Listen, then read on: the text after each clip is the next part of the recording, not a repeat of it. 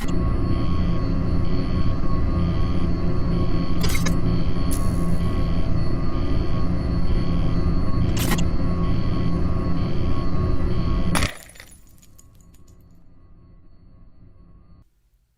there, friends. We're back with another installment of the Serial Killer Files. We're covering Melvin Rees, also known as the Sex Beast. Rees chose his victims at random along dark and desolate highways. He was attributed with 5 confirmed victims with the possibility of more. So let's go ahead and discuss our monster of the week. So sit back, relax, and let's dive in. Melvin David Rees Jr. was born in 1928. He was the son of Melvin David Rees Sr. and Virginia Elizabeth Allen Rees. His early childhood years were not well documented, so not much is known about him as a child other than his love for playing music. In October of 1946, Rees joined the United States Army, where he became a corporal in the Army Band before transferring to the Air Force. Apparently, during this period, he married his first wife and the pair had a son. This marriage didn't last, and nothing states whether Melvin actually kept in contact with his child. When he was discharged from the military, he began taking classes at the University of Maryland around 1953 to 1957. Everything was going well for Rees. That was until he was arrested. Sometime in 1955, Rees was charged with assault on a woman. He attempted to force the woman into his car, and luckily she escaped. Rees, however, was just as lucky when the case against him was dropped due to the victim choosing not to press charges. During his college years, Rees spent more time refining his skills in jazz music rather than studying. He was very talented, especially with the piano, saxophone, and clarinet. He was so good, in fact, that he dropped out of college and chose to pursue being a full-time jazz musician, which actually panned out. He became well known in the local bars and nightclubs.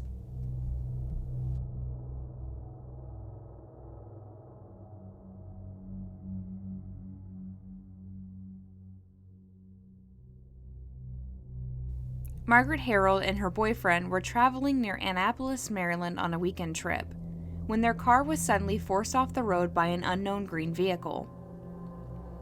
The two remained calm as a tall, bushy-haired man exited and approached their car. He gestured for them to roll down the window while brandishing a .38 caliber pistol. He began demanding things from the couple, and when Margaret refused, she was shot in the head without hesitation. Her boyfriend managed to escape from the car and run. He reached a nearby home and was able to phone police about the incident. But while he was getting help, the attacker had other plans. He removed all of the clothing from Margaret's deceased body and sexually assaulted her. By the time authorities arrived on the scene, he was gone. Police conducted a search of the nearby area looking for anyone who may match the description. Instead, they found a building with a busted-out basement window.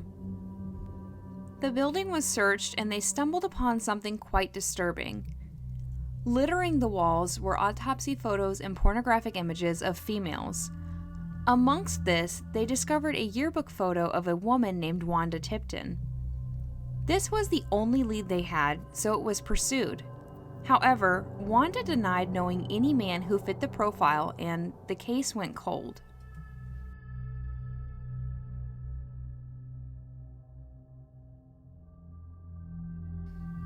Carol Vernon Jackson, aged 29, his wife Mildred, aged 27, and their daughters, Susan, aged 5, and Janet, aged 18 months, were returning home after a visit with Mildred's parents. Everyone had been in high spirits that evening as Carol had taken a job in a bank. Around 9:40 p.m., the Jackson family set out for their house, which was about 15 miles away. Much like the Harold case, the Jacksons were suddenly forced off the road by an unknown vehicle. They were ordered out of the car by gunpoint, but this time the MO changed. The family were forced into the trunk of the vehicle and taken from the site. Their abandoned car was seen around 10 p.m. and was about 8 miles from their home. The following day, many saw the car parked along the roadside, but due to it being hunting season, no one paid much attention. Until Mildred's aunt happened upon the car and realized it belonged to the Jacksons. Her aunt contacted Mildred's parents, who hurried to the scene.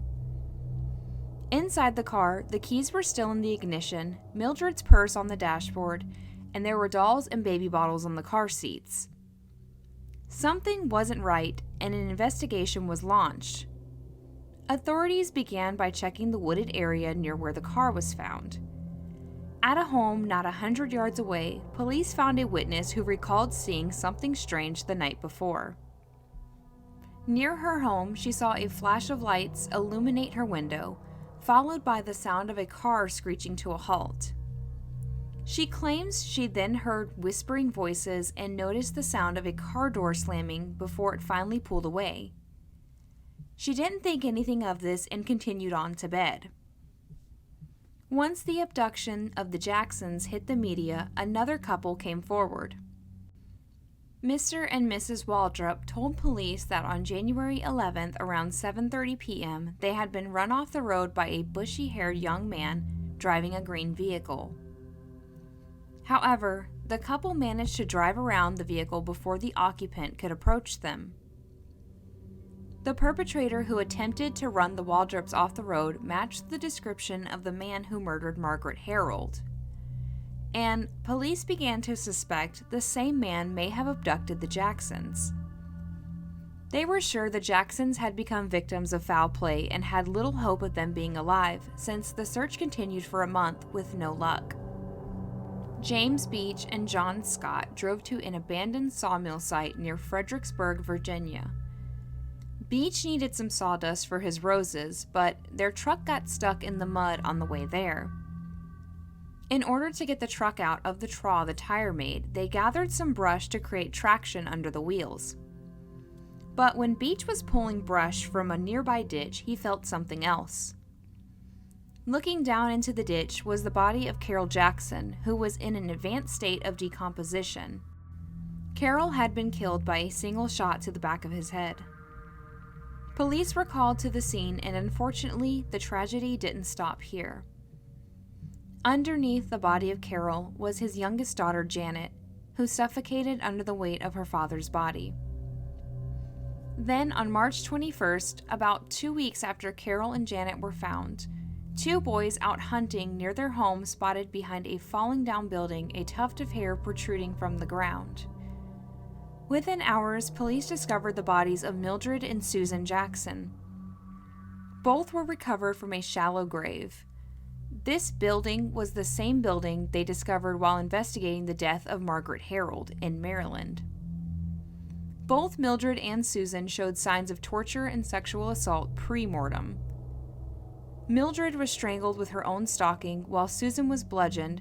Her cause of death was due to a fractured skull. The building was also checked, where they found a red button that matched those on Mildred's dress, confirming the victims had been brought here. The location of the crime and brutal nature only confirmed their suspicions that the same individual was responsible. A $10,000 reward was offered for any information on who may have killed the Jacksons. Tips began to pour in, with most of them being worthless, until it wasn't.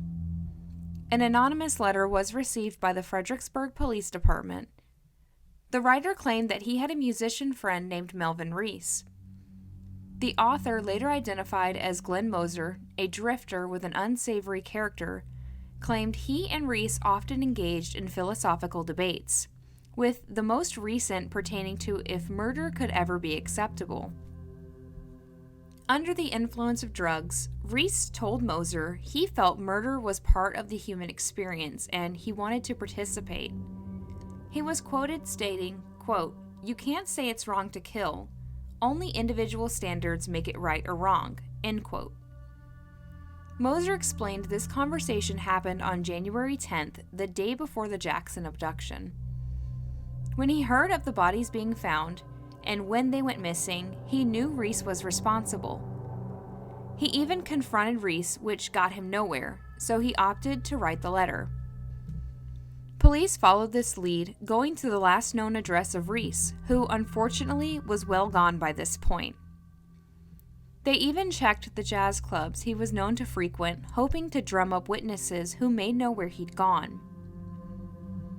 A background check was also performed, where they found Rees attended the University of Maryland at the same time as Wanda Tipton. Tipton was questioned again about knowing a man fitting the description from the Herald murder. This time, she confessed. She stated she knew Melvin Rees, whom she dated during her time in college. The relationship ended when he claimed to be married. Her statement only confirmed further that Rees was their man. Around 1960, Moser received a call from Rees. Rees was now living in Arkansas and was working in a music store as a piano salesman. Moser immediately tipped off the police, and on June 24, 1960, the FBI announced 31-year-old Melvin Rees was arrested and charged with the murder of Margaret Harold and the murder and kidnapping of the Jackson family. Melvin Rees's case became a federal case due to the crimes crossing state lines. Rees voluntarily agreed to take a polygraph test. Results, however, are inadmissible in court, but it alone could have implicated him in nearly a dozen other crimes. The same day of his arrest, his home was searched, where they found a .38 caliber pistol, diaries with detailed recollections of his gruesome killings, and a newspaper clipping about Mildred Jackson. His neighbors were shocked. His parents were well known in the community, and Rees was described as a quiet and reserved but friendly guy. At the time of his arrest, he was living with Pat Barrington, an actress and dancer. Some reports say the two had actually been married and not just seeing each other. He proclaimed his innocence consistently, along with his parents and Pat, believing he had been set up by a jealous friend. But the evidence was mounting. Specifically, the gun grips found at the second Jackson scene. No ballistics could be performed since the bullet that killed Carol was never found despite searches. But the forensics lab were able to match the handle grips with the gun found in his home. The grips had come loose when Jackson was struck with the gun. This was the most potent evidence authorities had in pre-DNA age. On January 25, 1961, Rees was placed on trial in a federal court in Baltimore for the killing of Margaret and the kidnapping and murder of Mildred and Susan Jackson. The trial lasted for 35 days, during which Rees stood calm and collective even when the jury returned with his guilty verdict. He was given life sentences for each of the slayings. Rees was then turned over to Virginia by federal authorities for his second trial. In September of 1961, Rees was on trial for the kidnapping and murder of Carol and Janet Jackson. Rees did not receive as much leniency this time around. It took the jury 45 minutes to find him guilty and fix his life sentence to the death penalty. When the verdict was read, apparently Rees flinched slightly, the most emotion he displayed throughout the entire process. Execution was set for a few months later, but Rees's team of attorneys began the appeals process to overturn his sentence. Execution was postponed due to this. They claimed his home was illegally searched and the massive pre-trial publicity prevented a fair and just trial. His case was reviewed but ultimately denied upholding his sentence, confining him on death row in Richmond. 4 years after his sentencing, the Supreme Court called for a mental examination of Rees. Rees wished to just go to the electric chair, declaring he had found God and made peace with the world and no longer wished to appeal his sentence. This sudden change concerned the courts and made them question whether Rees was mentally stable to make his own decisions. Psychiatric tests confirmed Rees was schizophrenic. He was declared unbalanced and incapable of making his own decisions, and under Virginia law, no person declared insane can be executed. so his sentence was commuted back to life in prison in 1972. Many felt Rees was feigning insanity to escape the chair. In 1985, he gave an interview to a reporter in which he confessed to the Jackson murders, Margaret Harold, and 2 Maryland teenagers, Mary Fellers and Shelby Venable, in detail. Rees told the reporter he spent 10 years on amphetamines, and on the night of the Jackson abduction, he had been awake for 4 or 5 days. He claimed to pray to God to strike him down and didn't believe it was himself doing the killings. Police were able to connect Rees to the slayings of 4 other young women in Maryland, but not enough evidence was available to charge him. On October 26, 1995, Melvin Rees died of heart problems at the age of 66 in a federal facility in Missouri. He was buried in a private cemetery in Springfield, Missouri, since he had no surviving relatives that wanted to claim his body. And there you have it, the life and crimes of Melvin Rees.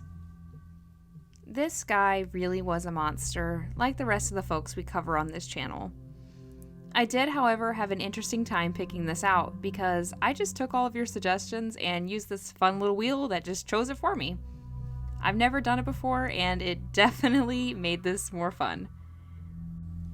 Anyways, if you guys want to share your thoughts in the comments, please do. I enjoy engaging with you all. And I've been considering doing a live stream sometime in the near future. Would you guys be interested in that?